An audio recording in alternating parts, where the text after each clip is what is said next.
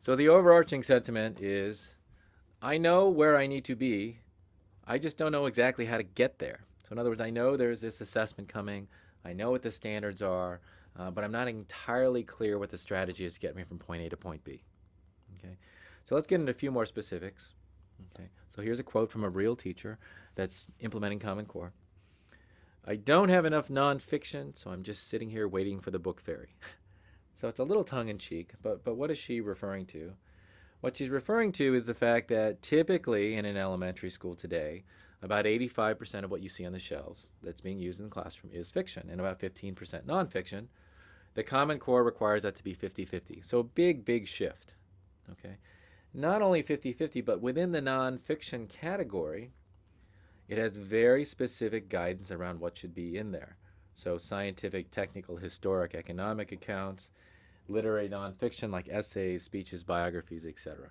Okay, so the notion from this teacher was, I can be the best teacher in the history of the universe, and if I don't have the right inputs, I'm not really teaching per the Common Core guidance. Next perspective, I was told to use authentic text. I checked out the resource room. That's probably not going to happen. Again, a little bit tongue-in-cheek here. Okay, but a real concern. So what do we mean by that? So let's take an example. Let's take one of the standards we had talked about earlier. So here's a standard, 4th grade. Compare and contrast a first-hand and second-hand account of the same event or topic. Describe the differences in focus and the information provided. Okay, so if I don't have the right materials in terms of authentic text and text complexity, what do I do here? Well, I would need to find text like this one. So here's authentic text, the right text complexity levels, and it is on the Titanic sinking. It's an article from the New York Times. So I would need to have a secondhand account at my fingertips. I would need to have a first-hand account. So here's a memoir about the sinking of the Titanic. Okay.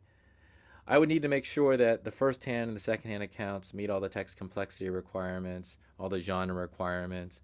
I would need to make sure that they're authentic and that they're on the same event or topic.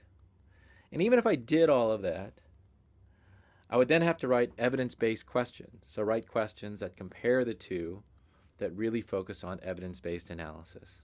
Okay, that would be what would be required of me as a teacher if I didn't have the right inputs to address this particular standard. So a big hill to climb that realistically isn't happening unless the teachers have the right inputs.